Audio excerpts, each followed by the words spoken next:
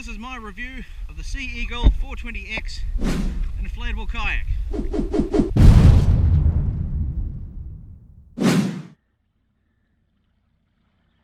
Tinakwe, welcome to Petrol Bay off of Littleton Harbour. There's about half a metre of visibility in there. Gonna go for a paddle, go for a wee swim. The 420X is the largest of the Sea Eagle Explorer kayaks. It's got three main pontoons that you can see there, the left, the right and the floor. After which you're going to put the skeg on underneath, and you can see on this part here I've got the jockey wheels on the back. And I've also got a homemade transom mount, so that blue coloured wooden board across, that's my transom. I don't have a motor yet, but I've got a motor coming. And you can see there the wheels are absolutely essential for wheeling it down into the water. You will struggle without those wheels. Now, one thing you need to be aware of when it comes to paddling an inflatable kayak is that you don't have places to rest your feet against. Normally with a typical plastic fiberglass kayak, you can push against the kayak with your foot to give yourself more leverage, but when you're paddling an inflatable kayak like this, your upper body just does all the work, and it can get a bit tiring.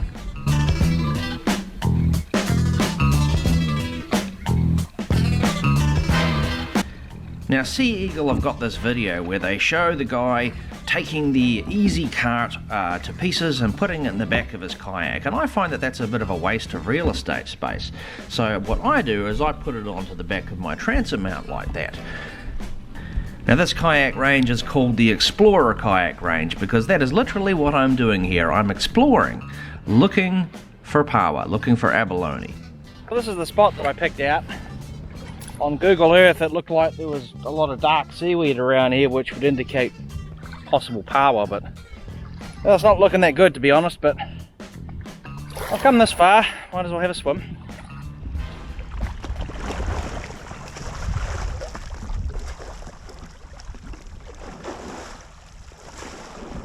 Alright, so while you see me looking unsuccessfully for the abalone, Sea Eagle do actually have a little instructional video which shows you how to get back into your kayak from the water, and I highly recommend you watch that one because you're not always going to have a nice little rocky or sandy beach area to sort of park up in.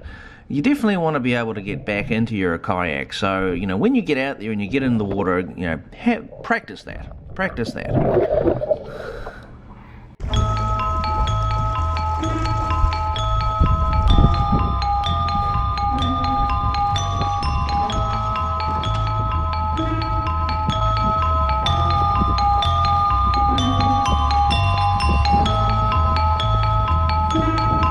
It's getting late in the day. I think I might head back. In the future, I'm going to be adding to this kayak a Watersnake ASP T24 electric trolling motor, and that's really just a case of assisting you from getting to point A to point B. Now, there are some people that have gone and put in Petrol motors, outboard motors, onto inflatable kayaks. I don't have a lot of experience, well, I don't have any experience with that, but I've seen some people try it out and haven't had the greatest of results. I think that those petrol motors are just a bit too powerful for the kayak, and the Sea Eagle transom mount that they sell for those electric outboards says not to put a motor on more than about 15 pounds.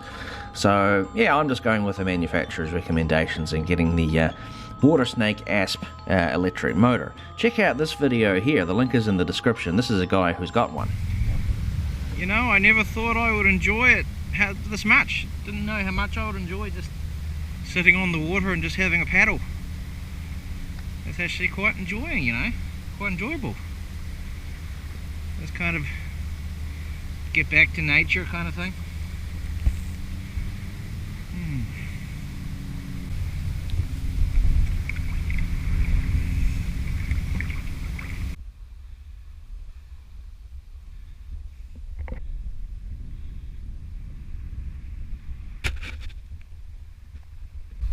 You know, they say you can stand up in this kayak, but I don't really want to chance it. I think I'm just going to fall off.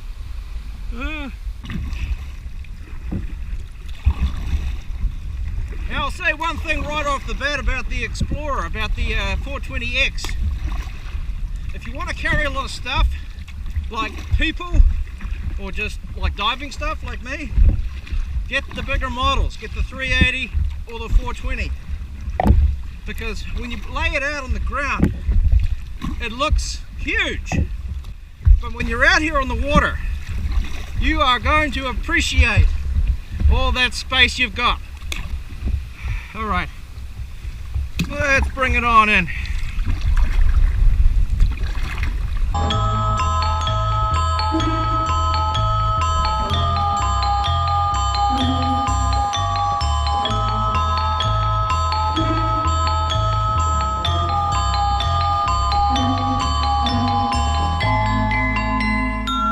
Now I tend to carry a lot of stuff in this kayak because I've got a lot of diving gear, which means I've got fins and mask and snorkel and power knife and catch bag, and I've got some cooking gear in the back. A lot of that stuff I didn't even use.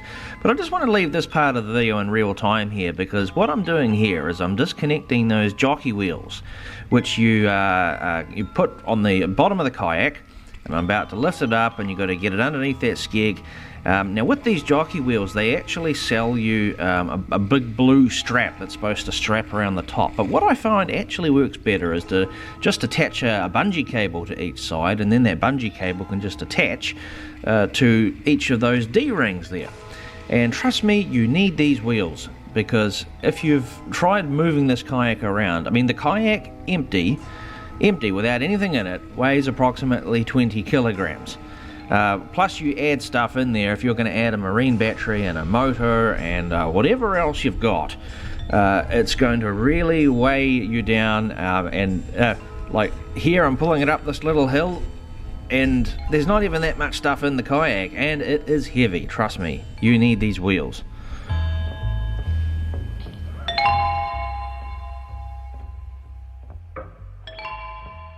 Just a wee handy hint, when you go to fold this thing up, deflate it, let go of the valves at the front, and then just let it sit for 5 minutes, and 90% of that air is just going to come out all by itself. You don't have to sort of roll all over it and squash it down. You just open it up, let it go for 5 minutes, and then you can roll it up. So when it comes to rolling it up, it's pretty self-explanatory. You basically start from one end and you do the other end and just wipe it down as you go. It's one of these situations that never goes back into the bag the same way that it come out of the factory, but you'll make it work, and it's not that hard. Anyway, that was my review of the Sea Eagle 420X inflatable kayak. Whew, it cost a lot of money to get this item to New Zealand because I had to pay GST and everything, but you know, I'm really happy with this product. I hope it lasts. It's certainly pretty rugged and heavy duty. Thanks for watching.